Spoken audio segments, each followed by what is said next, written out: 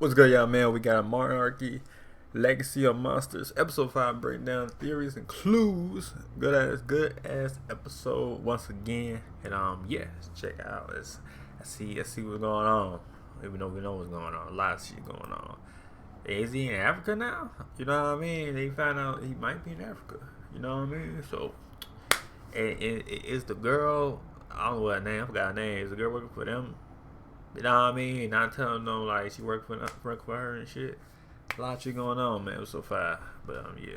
Pack your bags for San Francisco. The flights must be super cheap because it's a complete wasteland. That's right, episode 5 of Monarch Legacy of Monsters takes us to ruined San Fran, roughly a year after G-Day, the day Godzilla nearly wiped out the entire city fighting off two titans. In this video, we'll be talking about that mysterious map, May's betrayal, Lee Shaw in captivity.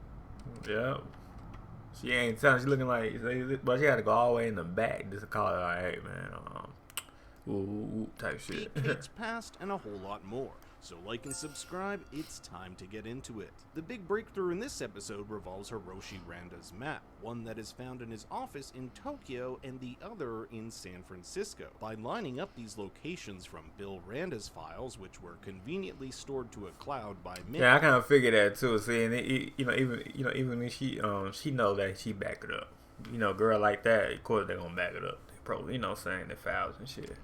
The group finds out two of these locations were San Francisco, where Godzilla attacked, and Alaska, where they encountered the Frostfart. It can be assumed that Hiroshi was investigating these locations, and since Kentaro theorized his father made it out of Alaska, he's probably on the next spot on the map, which Kate Africa says is in Africa. Yeah. Now, if you look up these coordinates, you'll find they point to Algeria in northern Africa, so it's possible that's where we're headed next. At the beginning of episode 5, our characters find themselves imprisoned by Monarch at their command post in Alaska. While Duval goes through May's things, she notices multiple passports, one which has the name Lyra Mateo. Yeah, she had, I mean, I don't know, they didn't tell us yet though, but she had something. And then that's why she using that as like, if you don't work with me, and you hear me type shit. Of Tacoma, Washington. Last episode, we saw May receive a phone call from Lyra, who she referred to as her sister. But why then would she have her sister's passport? May also has a different last name, although that could be because her sister's married or they're half-sisters, if they're even sisters at all. There's definitely something about her past that May is hiding. Like, I don't trust anyone. Yeah, I'm judging somebody too hiding like that. I ain't gonna lie. No cap. But who's willing to throw a phone in the water after a call. At the end of the episode, May calls Duval, who's offered her a way out of her situation. A way out is also the title of this episode. Remember that May has expressed she wants her business and life back, so teaming up with Monarch may be her way out of it. My guess is that May will keep Monarch informed on what the Randas are doing and where they're going. Unlike the others, Colonel Lee Shaw is held at Monarch, being deemed too much of a threat. But over the course of his interrogation, we get a few interesting pieces of information. First, check out the way he looks at Keiko in that film reel from the Philippines. Yeah, he started smiling. It's been an ongoing theory that Lee is Hiroshi's actual father, making him Ken and Kate's grandfather. Duval also notes how good Lee looks for his age. Back in 1952, he would have been in his mid-30s. It's currently 2015, which should make Lee somewhere in his 90s, and he definitely doesn't look 90. Verdugo he look good for his age, I ain't gonna lie. mentions a mission that Lee went on that went bad. Stick around for my trailer sleuthing section. I think I know which mission she's referring to. Something must have happened then that has slowed Lee's aging, but more on that in the sleuthing section. Verdugo also mentions she didn't like what Monarch did to him after all he sacrificed, so expect this to be highlighted in the upcoming episodes as we delve deeper into the 1950s timeline. Lee also hates Monarch's current let them fight strategy, a reference to the line by Monarch biologist Dr. Ishiro Shirazawa. Let them fight.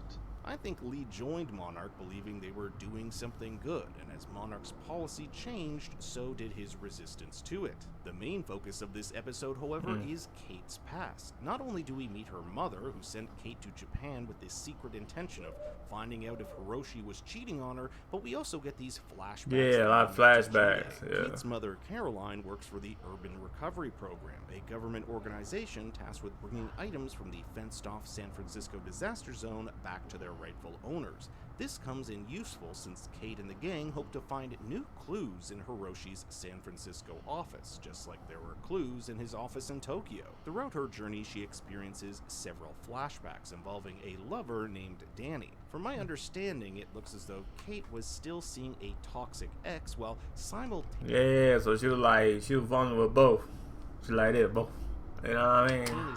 Both sides. A partner who actually cared about her. So much so that Danny asked Kate to move in with her. Kate, like her father, has a history of running away. When evacuating with the school, she ultimately decides not to go with Danny. Kate's journey through the subway tunnel is also a metaphor for her journey facing her past. It's only when we face it head-on that we can come out the other side stronger. Perhaps this is why May says the famous Robert Frost line, "The only way out is through."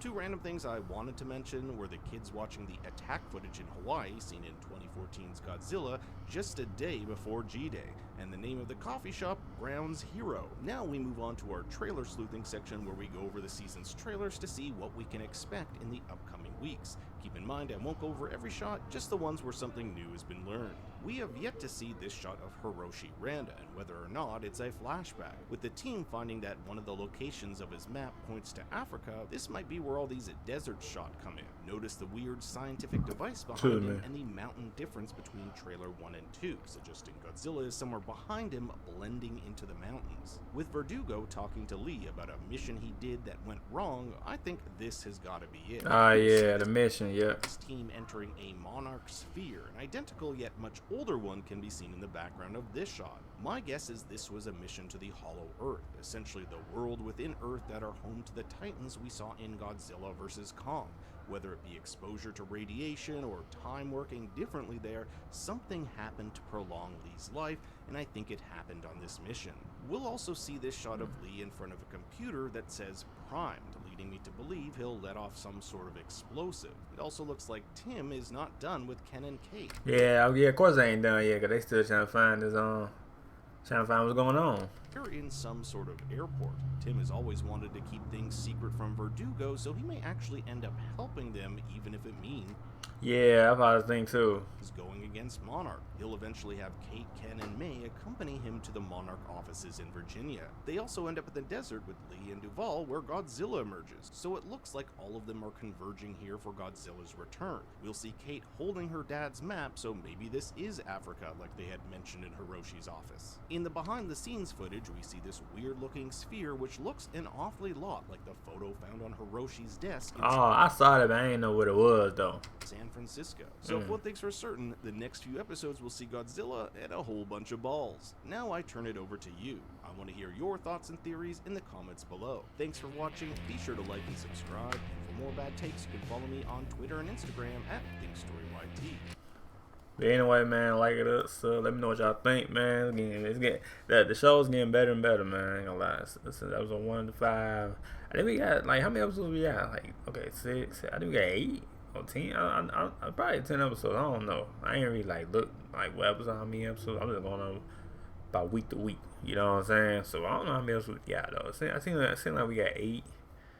Oh, I don't know, but we in the mid season, so you know what I'm saying. 1 to 4, 1 to 5. Now we in 6 to, I don't know how many numbers we got. but yeah, like it up, so a bit of new one on you. Peace.